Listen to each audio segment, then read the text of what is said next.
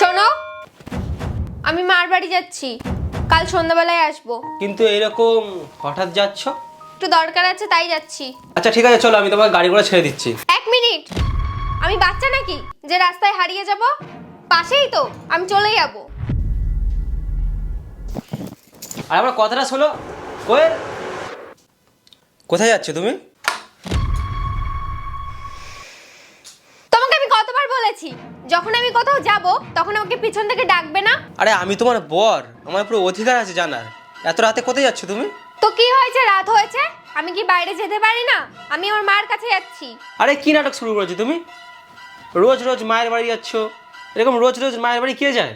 তো কি হয়েছে, মার বাড়ি তো কাছে হওয়া এটাই সুবিধা, যে যখন ইচ্ছা যাবো আসবো। শোনো, এত রাতে তোমাকে যেতে হবে না, কালকে সকালে আমি তোমাকে নিয়ে যাব। আমি অনেকদিন যাইনি, গিয়ে ঘুরে আসবো।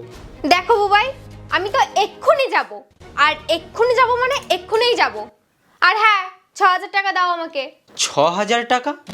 আরে পরশু দিনই তো তোমাকে আমি 10,000 টাকা দিলাম। দেখো বুবাই, এই 5-10 হাজার টাকা না কিছুই হয় না, আর আমি অনেক বাঁচিয়ে বাঁচিয়ে খরচা করি। তুমি টাকা দেওয়ার সময় এত কাঁদো কেন?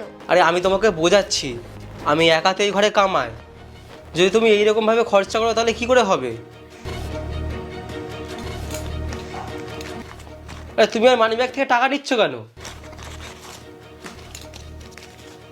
দেখো, তুমি যখন আমাকে চালাতেই পারবে না তখন আমাকে বিয়ে করেছিলে কেন? আর আমি তোমার সাথে কোনো তর্ক করতে চাই না। আরে কোয়েল, কোয়েল,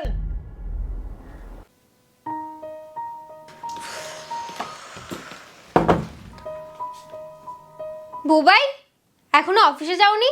12টা বাজে। তোমার মায়ের কাছে ফোন করেছিলাম আমি। 1 মাস ধরে তুমি তোমার মায়ের বাড়ি যাওনি।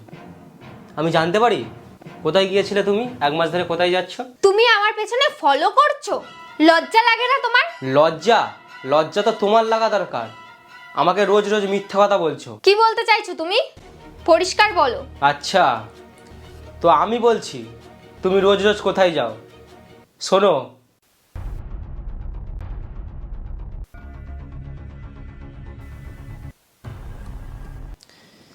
কোয়েল, আমার দোষটা কি ছিল বলতে পারো, যে আমার পিছনে তুমি এইসব করলে?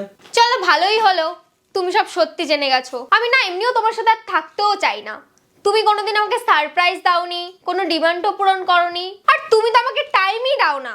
তুমি আমার জন্য কি করো, তোমার সাথে যে আমি থাকবো? আমি এত কাজ কার জন্য করি? তোমার জন্য, আমার জন্য, এই ঘরের জন্য। তোমার জন্য ভালো এইটাই হবে, তুমি আমার ঘর থেকে বার হয়ে যাও। হ্যাঁ হ্যাঁ ঠিক আছে, আমি আর তোমার মুখ দেখতে চাই না। ডিভোর্সের পেপার তাড়াতাড়ি পাঠিয়ে দেবো।